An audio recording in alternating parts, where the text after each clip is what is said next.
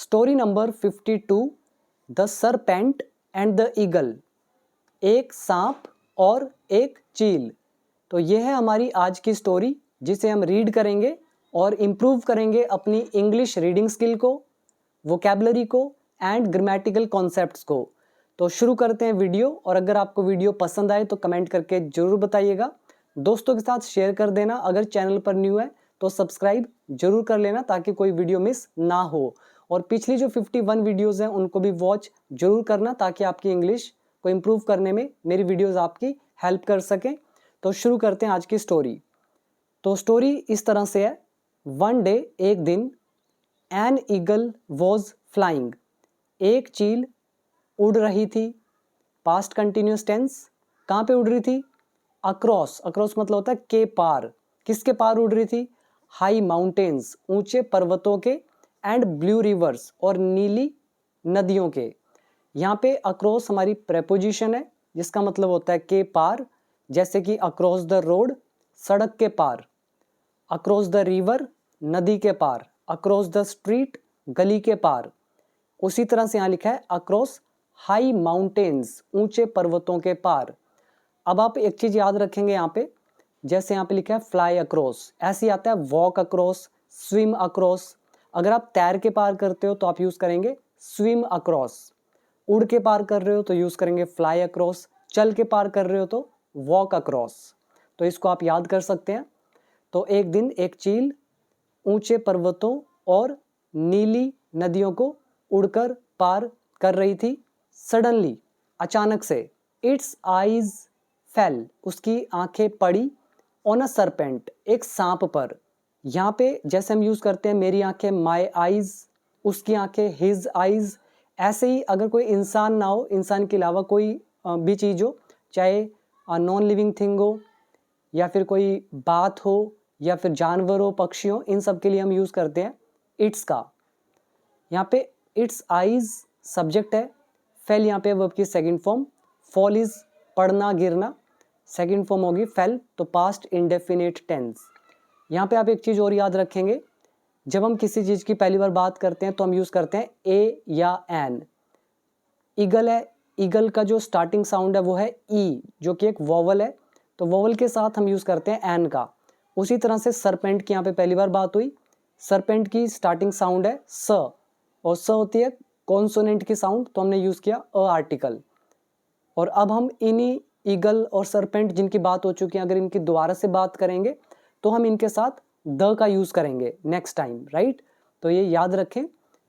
तो सडनली, अचानक से, उसकी आंखें पड़ी एक सांप पर। कौन सा सांप? दैट वॉज स्लिदरिंग, जो सरक रहा था। यहाँ पे दैट रिलेटिव प्रोनाउन है जो एडिशनल इंफॉर्मेशन बता रहा है सरपेंट के बारे में। दैट यहाँ पे सब्जेक्ट का भी काम करेगा। फिर वॉज लगा हुआ है। स्लिदर एक वर्ब होती है जिसको हम बोलते हैं सरक कर आगे बढ़ना या सरकना या फिर रेंगना, और ये हमारी वर्ब है। तो that was slithering, past continuous tense. तो वो सरक के आगे बढ़ रहा था थ्रू द ग्रास, घास के बीच से। अब इसमें हमने 3 रूल देखे। पहला, its eyes fell, past indefinite tense. फिर दैट रिलेटिव प्रोनाउन। फिर that was slithering, past continuous tense.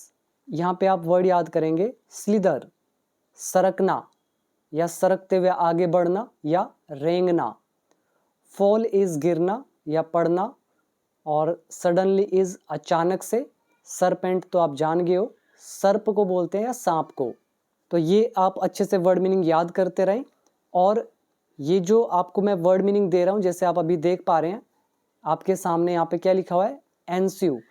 ऐसे जो अच्छे वर्ड होते हैं, यहाँ पे आप देख रहे हैं ये लिखा हुआ है एनस्यू। तो ऐसे ऐसे वर्ड मैंने अपनी इस द हिंदू न्यूज़पेपर वोकैबुलरी के अंदर ऐड ऑन किए हुए हैं। आप देख रहे हो 536 वर्ड नंबर। तो इससे पहले मैं 800 वर्ब्स आप लोगों को याद करवा चुका हूँ वीडियोस के साथ।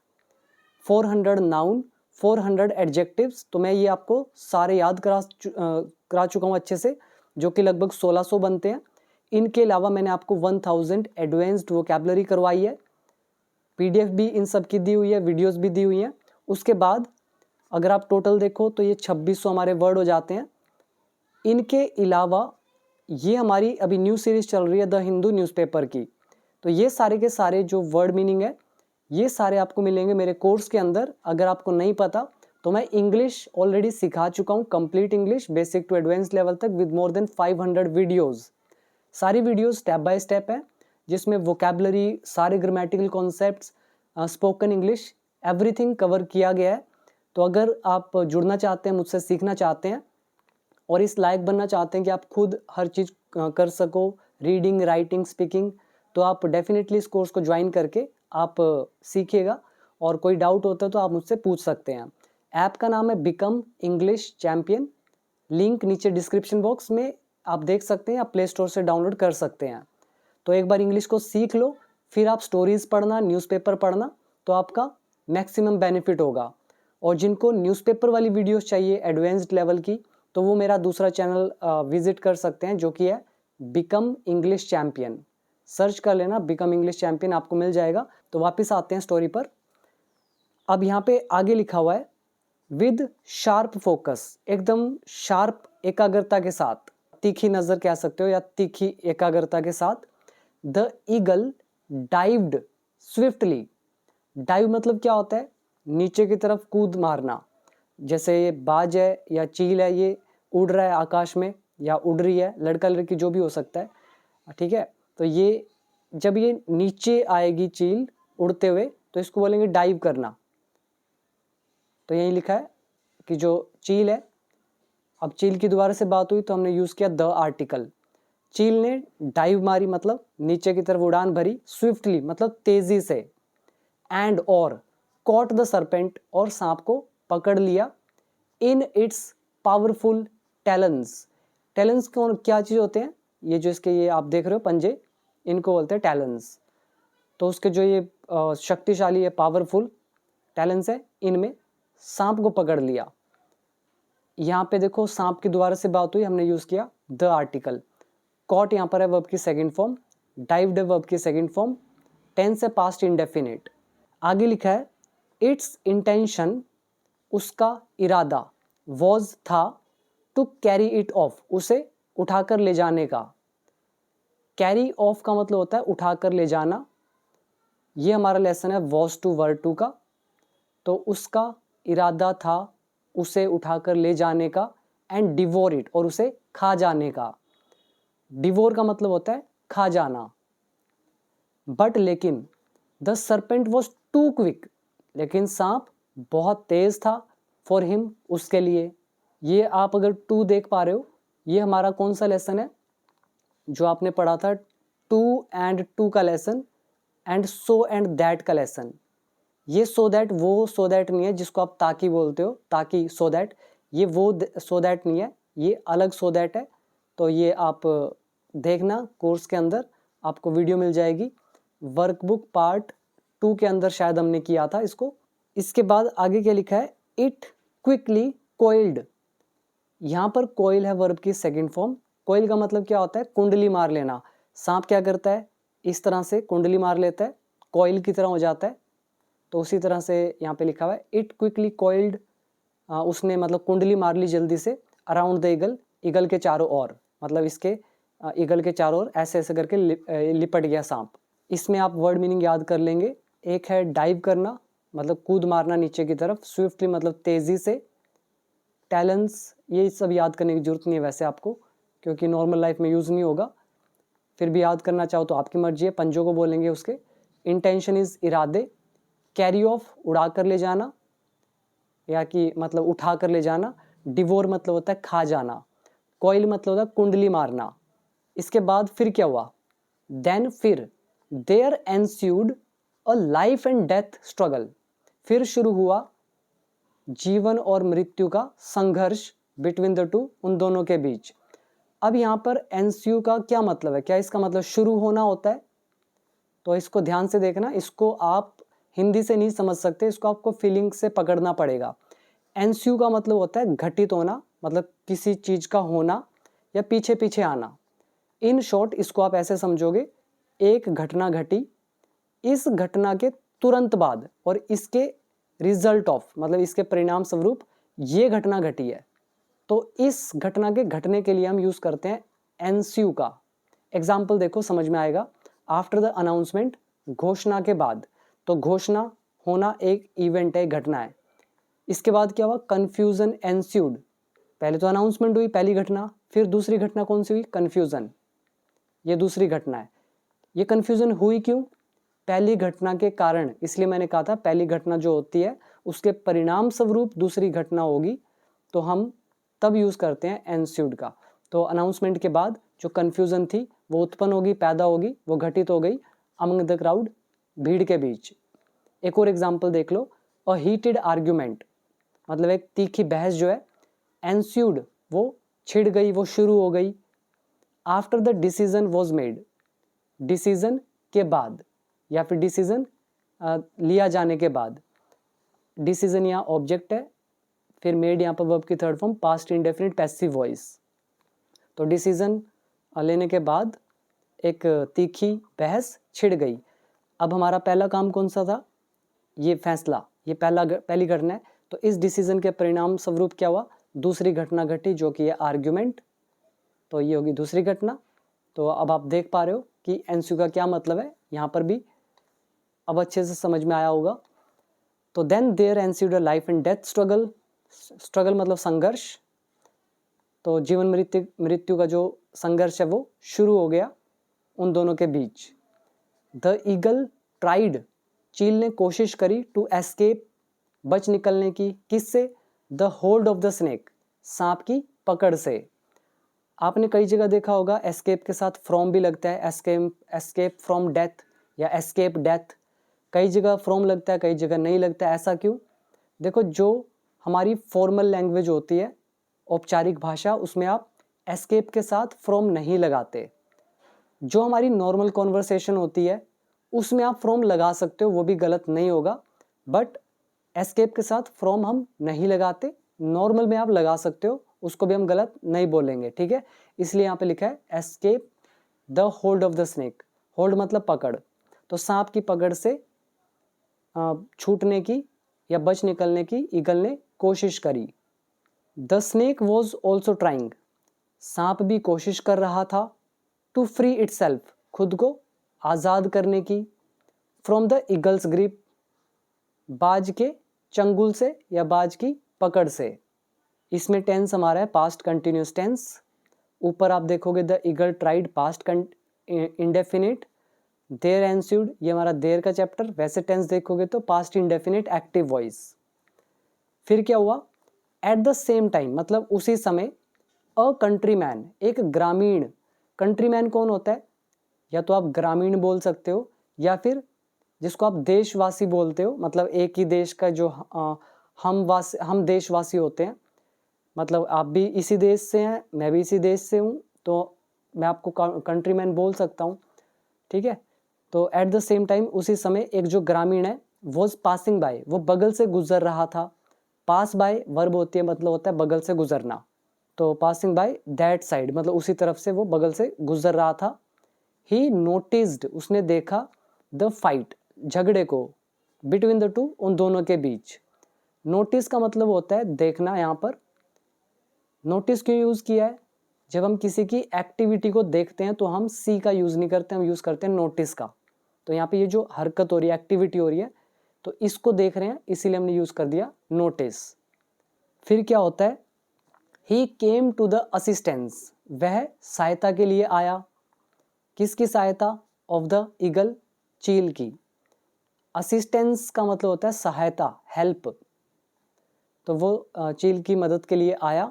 एंड और सक्सीडेड, और सफल हुआ, इन फ्रीइंग, आज़ाद करने में, इट, उसे, फ्रॉम द सरपेंट, सांप से, एंड और इनेबल्ड इट टू एस्केप, और उसको सक्षम बनाया। इनेबल मतलब होता है सक्षम बना देना, तो इनेबल्ड इट, उसे सक्षम बनाया, टू एस्केप, बच निकलने के लिए। इनेबल का सीधा सा मतलब है आप कोई चीज़ चला रहे हो, कोई सॉफ्टवेयर, आपने उसको इनेबल कर दिया, डिसेबल कर दिया। इनेबल मतलब आपने उसको योग्य बना दिया, सक्षम बना दिया, अब आप उससे काम ले सकते हो। डिसेबल कर दिया यानी कि आपने उससे उसकी योग्यता को छीन लिया, उसको बंद कर दिया, ऑफ कर दिया, ठीक है। तो क्लियर हुआ। तो वह आया चील की सहायता के लिए और सफल हुआ उसे आज़ाद करने में, सर्प से और उसे सक्षम बनाया बच निकलने के लिए। यहाँ पे आप वर्ड मीनिंग याद करेंगे। लाइफ एंड डेथ, स्ट्रगल, जीवन मृत्यु का संघर्ष, इसमें लाइफ एंड डेथ एडजेक्टिव है। एस्केप इज बच निकलना। होल्ड मतलब पकड़, होल्ड ऑफ द स्नेक सांप की पकड़। फ्री मतलब आज़ाद करना, इटसेल्फ मतलब खुद को। ग्रिप मतलब पकड़, यहाँ पे ग्रिप नाउन का काम कर रहा है। कंट्रीमैन का मतलब होता है देशवासी, मतलब उसी कंट्री से, या फिर ग्रामीण बोल सकते हो। पास बाय बगल से गुजरना। नोटिस किसी की एक्टिविटी को ध्यान से देखना। असिस्टेंस सहायता। सक्सीड वर्ब है जिसका मतलब है सफल होना। इनेबल इज सक्षम बनाना। और इसमें और बाकी कुछ नहीं है, बाकी मैंने आपको एक्सप्लेन कर दिए। फिर क्या होता है, the serpent felt very angry, सांप को बहुत गुस्सा आया, एट दिस इस पर। इन रिवेंज बदले में या बदले की भावना में, रिवेंज होता है बदला, तो बदले में इट स्पेट उसने उगला या उसने थूका, सम पॉइजन थोड़ा सा जहर, into the man's water bottle मतलब आदमी की पानी की बोतल में उसने कुछ जहर क्या किया, स्पेट कर दिया। स्पिट क्या होता है, स्पिट इज थूकना, लेकिन सांप थूकता है या उसको बोलते हैं हम कि वो जहर उगलता है, तो उगलना आप हिंदी ले सकते हो। तो उसने कुछ या थोड़ा सा जहर आदमी की वाटर बोतल में डाल दिया, उगल दिया। एंड और एस्केप्ड टू इट्स बिल, और जान बचाकर अपने बिल में छुप गया या अपने बिल में चला गया जान बचाकर। तो यहाँ पे एस्केप आ रहा है, तो एस्केप मतलब ही है बच निकलना। और कहाँ पे बच निकला, अपने बिल में, यानी कि अपनी जान बचा के बिल में घुस गया। यहाँ पे वर्ड याद करेंगे, एक है फील एंग्री, गुस्सा होना, गुस्सा महसूस करना। फील का second form felt, past indefinite tense. Revenge noun है जिसका मतलब है जिसका बोलते हैं प्रतिशोध बोल देते हैं, या आप कह सकते हो बदले की भावना। स्पेट सेकंड फॉर्म है स्पिट की, उगलना, तो यही है इसके अंदर। और होल का मतलब हो गया बिल। नेक्स्ट है the country man was not aware of it, जो कंट्री मैन है वो इस बारे में जागरूक नहीं था। अवेयर ऑफ का मतलब होता है जागरूक होना, या नोट लगाए तो वो जागरूक नहीं था। बट लेकिन द ईगल सो, लेकिन चील ने देख लिया, दिस डीड इस कर्म को, डीड मतलब होता है कर्म, ऑफ द सरपेंट, तो ईगल ने देख लिया सांप के इस कर्म को। सो इसीलिए इट फॉलोड द कंट्रीमैन, तो इट मतलब यहाँ पे चील की बात हो रही है, इसीलिए सो उसने पीछा किया कंट्रीमैन का, ठीक है, कंट्रीमैन का पीछा किया। आफ्टर वॉकिंग सम डिस्टेंस, कुछ दूर चलने के बाद। द कंट्रीमैन फेल्ट टायर्ड, जो कंट्रीमैन था वो थक गया, उसे थकान महसूस हुई। फील यहाँ पर वर्ब है, फील का सेकंड फॉर्म फेल्ट। टायर्ड यहाँ पर एडजेक्टिव है, ईडी लगा हुआ है, ये मत समझना कि ये वर्ब की सेकंड या थर्ड फॉर्म है, दिस इज एन एडजेक्टिव, ठीक है। कुछ डिस्टेंस, कुछ दूर चलने के बाद, कंट्रीमैन मतलब थक गया, एंड थर्स्टी और उसे प्यास लगी। यहाँ पे फील टायर्ड और फील थर्स्टी, फील टायर्ड होता है थक जाना, फील थर्स्टी होता है प्यास लगना। फील दोनों में कॉमन था, इसलिए एंड लगाकर हमने एक ही बार लिखा फील को, और सेकंड फॉर्म फेल्ट। फिर क्या हुआ, ही सेट डाउन, वो बैठ गया, अंडर अ ट्री, एक पेड़ के नीचे। He was about to slack his thirst, वो अपनी प्यास बुझाने ही वाला था। यहाँ पे हमारी वर्ब है स्लैक थर्स्ट, मतलब होता है प्यास बुझाना। एक और वर्ड आता है इसके लिए, क्वेंच थर्स्ट, और दूसरा वर्ड है स्लैक, तो वो अपनी प्यास बुझाने ही वाला था। यहाँ पे हमारा लेसन यूज हुआ अबाउट टू प्लस वर्ब की first form. From the bottle, तो वो बोतल से अपनी प्यास बुझाने ही वाला था।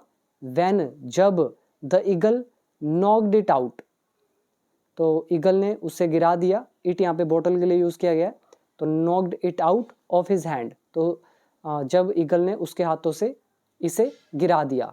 हिंदी आप बोलेंगे वह बोतल से अपनी प्यास बुझाने ही वाला था कि ईगल ने उसके हाथों से उसे गिरा दिया। दज इस तरह से, 10 जो है इसका वीडियो नंबर है 250 या 251, चेक करना, आपको पूरा लेसन समझ में आएगा किस सेंस में यूज़ किया जाता है इसको विद सो मेनी एग्जाम्पल्स। तो इस तरह से जो ईगल है, सेव्ड, ईगल ने बचा ली, क्या बचा ली? द लाइफ, जीवन किसका? ऑफ द मैन, आदमी का। कौन आदमी? हु हैड सेव्ड, जिसने बचाया था, इट्स लाइफ, उसके जीवन को। यहाँ पर हु रिलेटिव प्रोनाउन है, यूज़ किया गया है मैन के लिए। हु यहाँ पर सब्जेक्ट का भी काम कर रहा है, साथ में लगा हुआ है हैड, सेव्ड यहाँ पर है वर्ब की थर्ड फॉर्म, तो ये हो गया who had saved past perfect tense. और इट्स लाइफ आ रहा है, मतलब हम यहाँ पे ईगल की बात कर रहे हैं, ठीक है। नाउ मॉरल, शिक्षा क्या मिलती है इससे? काइंडनेस पेज, जो दयालुता है वो काम आती है, वो आपको पे करती है, वो काम आती है, ठीक है। तो पे मतलब होता है यहाँ पे काम आना, या आपको वो कुछ ना कुछ देती है। तो ये प्रेजेंट इंडेफिनिट का रूल है, इसलिए हमने लगा दिया एस, राइट। तो अब यहाँ पे वर्ड मीनिंग याद करेंगे। अवेयर ऑफ, जागरूक होना, डीड मतलब कर्म, फॉलो मतलब पीछा करना या अनुकरण करना। इसके अलावा फील टायर्ड, थकान महसूस करना, फील थर्स्टी, प्यास लगना, स्लैक थर्स्ट, प्यास बुझाना, नॉक आउट, गिरा देना, दस, इस तरह से, सेव लाइफ, जीवन बचाना, काइंडनेस इज दयालुता। तो ये थे हमारे इस स्टोरी के अंदर के वर्ड मीनिंग। तो मैंने आपको पूरी स्टोरी पढ़ के दिखाई, कैसी लगी स्टोरी ज़रूर बताइएगा। और मेरा मेन पर्पस आपको इंग्लिश सिखाना है, इसीलिए मैं स्टोरी लेकर आता हूँ। तो ये मत सोचना कि यहाँ पे आप स्टोरीज एंजॉय कर रहे हैं। सो मेरा मेन पर्पस ही आपको है कि मैं आपको इंग्लिश सिखाऊं, जो हमने इंग्लिश सीखी है तो वो सारे रूल आपको मैं दिखा सकूँ कि स्टोरीज न्यूज़पेपर के अंदर यूज़ होते हैं 100%। तो मेरे कोर्स से आप एक बार सीख लो इंग्लिश, फिर आप खुद कहोगे कि एक भी रूल उससे बाहर से नहीं है। चाहे आप एग्ज़ाम देना, कुछ भी करना, तो आपको हेल्प मिलेगी, राइट। तो ऐप डाउनलोड कर लेना, बिकम इंग्लिश चैंपियन, लिंक के नीचे डिस्क्रिप्शन बॉक्स में। अभी दीजिए इजाज़त, मिलते हैं अगली एक और इंटरेस्टिंग स्टोरी के साथ। Thank you so much.